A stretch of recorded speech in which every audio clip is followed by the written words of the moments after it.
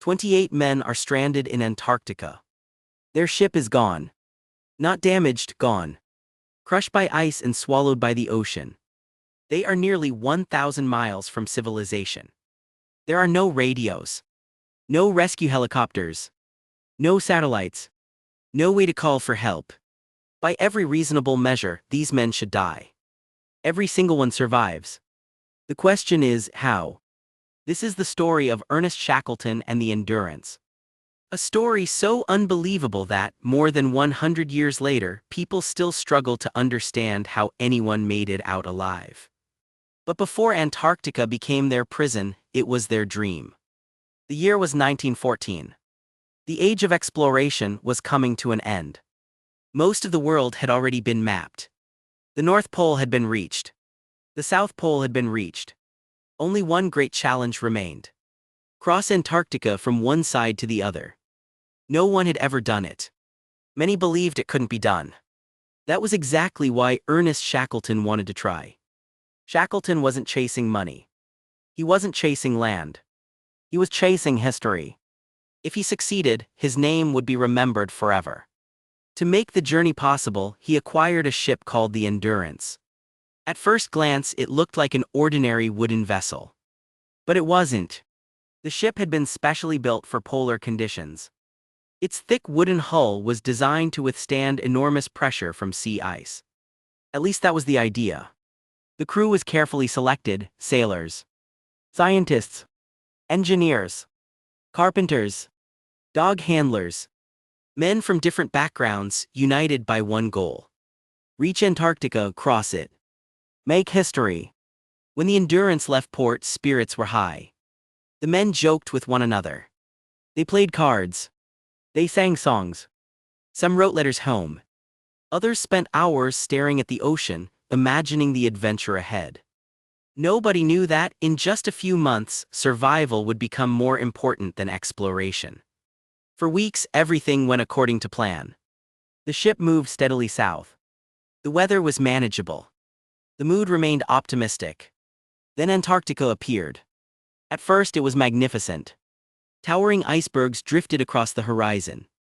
Some were as large as cities. Sunlight reflected off the ice, turning the landscape into a world of silver and blue. The crew had never seen anything like it. One sailor later described it as another planet. But the closer they got, the more dangerous it became. The sea began filling with floating ice.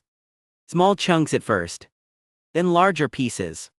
Then entire fields of ice stretching across the water. The captain carefully navigated through the gaps. Each day became more difficult than the last. Open water became harder to find. The ice kept growing thicker. The crew noticed something unsettling. The ocean around them was slowly disappearing. One morning, a sailor stepped onto the deck and looked around. Ice everywhere. Ahead of the ship. Behind the ship. To the left. To the right. The Endurance was trapped. At first nobody panicked. Ships became trapped in Antarctic ice all the time. Usually they were freed when the ice shifted. The crew expected to be moving again within days. So they waited. One day passed. Then another. Then a week. The ship never moved. The ice wasn't releasing them. It was tightening around them. Every morning the crew checked for signs of open water. Every morning they saw the same thing: nothing. White ice, gray sky. No escape. Weeks turned into months. The trapped ship drifted wherever the ice decided to take it. The expedition was no longer in control. Antarctica was. Then the sounds began. Late at night, men lying in their bunks heard deep groans echoing through the ship. The wooden beams creaked. The walls trembled. The floor vibrated beneath their feet.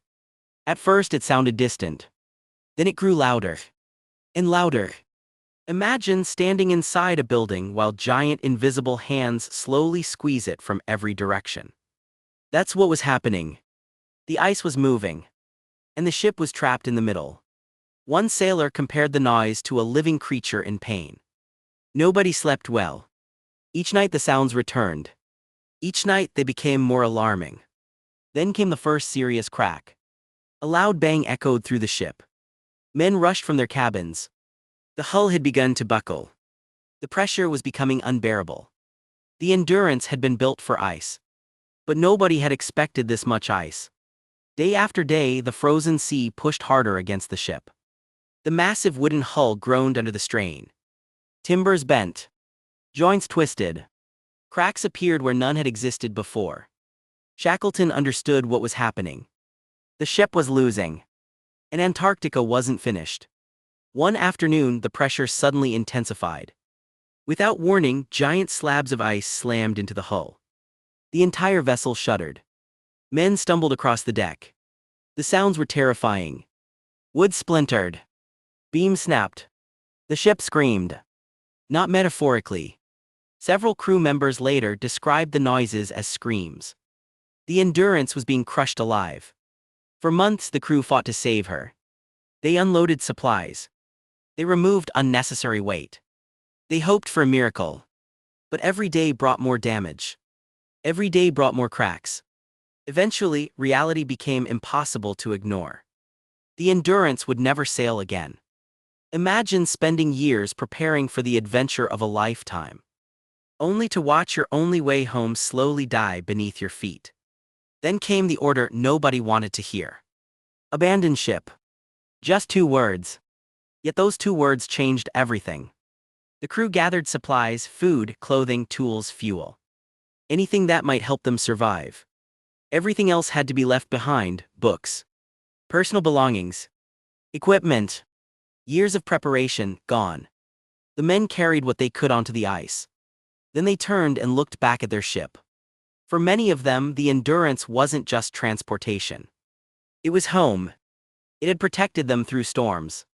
It had carried them across thousands of miles of ocean. Now it was dying slowly. Helplessly. The crew watched as the ship settled deeper into the frozen sea. The bow dipped lower. The stern rose slightly. Cracks spread across the hull.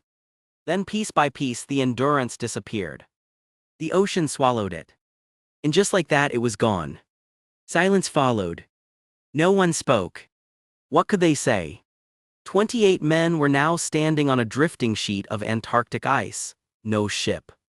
No rescue. No way home. Winter was approaching.